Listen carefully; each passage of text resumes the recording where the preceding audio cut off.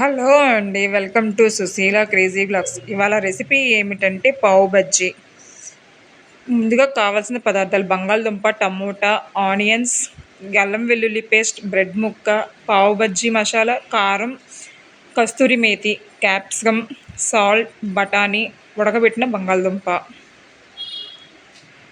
ఇప్పుడు పావు బజ్జీ తయారీ విధానం ఎలాగో చూద్దాం రండి. ముందుగా ఒక బాండ్వి పెట్టుకొని ఒక 2 స్పూన్స్ బటర్, ఒక 2 స్పూన్స్ ఆయిల్ వేసుకోవాలి. బటర్ వేడెక్కిన తర్వాత సన్నగా కట్ చేసుకున్న ఆనియన్స్ కూడా వేసేసుకోవాలి.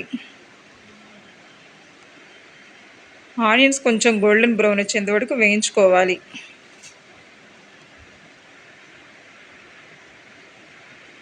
ఆనియన్స్ కొంచెం ఫ్రై చేసుకుంటూ ఉండాలి. ఆనియన్స్ కొంచెం ఫ్రై అయిన తర్వాత ఒక స్పూన్ అల్లం వెల్లి పేస్ట్ కూడా వేసుకోవాలి. అల్లం వెల్లి పేస్ట్ పచ్చివాసన పోయేంత వరకు వేయించుకోవాలి. తర్వాత ఒక కప్పు క్యాప్సికమ్ కూడా వేసుకోవాలి. క్యాప్సికమ్ ముక్కలు సన్నగా కట్ చేసుకుని ఒక కప్పు వేసుకోవాలి.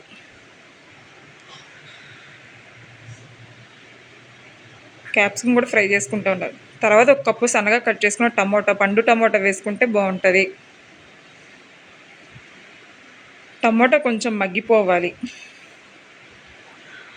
తర్వాత ఒక కప్పు బఠానీ, ఇవన్నీ బాగా ఫ్రై చేసుకోవాలి.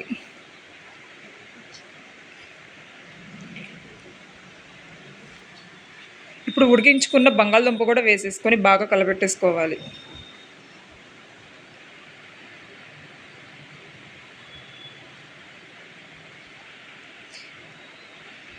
తర్వాత ఇప్పుడు ఇవన్నీ మ్యాష్ చేసేసుకోవాలి. మెత్తగా మ్యాష్ చేసేసుకోవాలి ఇవన్నీ మొత్తం.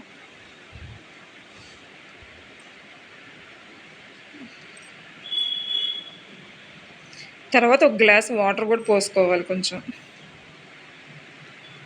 ఇదంతా మొత్తం ఒకసారి బాగా కలబెట్టేసుకోవాలి. తర్వాత 2 స్పూన్స్ పావు బజ్జీ మసాలా, ఒక స్పూన్ కారం, కొంచెం కస్తూరి మేతి, ఇవన్నీ వేసుకొని ఒకసారి మొత్తం కలబెట్టేసుకోవాలి. ఇప్పుడు రుచికి సరిపడా సాల్ట్ కూడా వేసుకోవాలి. ఇప్పుడు ఇదంతా ఒకసారి మొత్తం బాగా కలబెట్టేసుకోవాలి. ఇప్పుడు సన్నగా కట్ చేసుకుని కొత్తిమీర కూడా వేసుకుందాం కొంచెం. మళ్ళీ ఒక స్పూన్ బటర్ వేసుకోవాలి.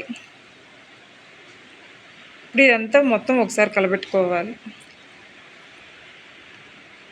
ఇప్పుడు ఒక పాన్ తీసుకొని దాంట్లో ఒక స్పూన్ బటర్ వేసుకోవాలి. బ్రెడ్ని 2 సైడ్స్ని కాల్చుకోవాలి. Finally pav bajji masala is ready. Thanks for watching. Please like, share and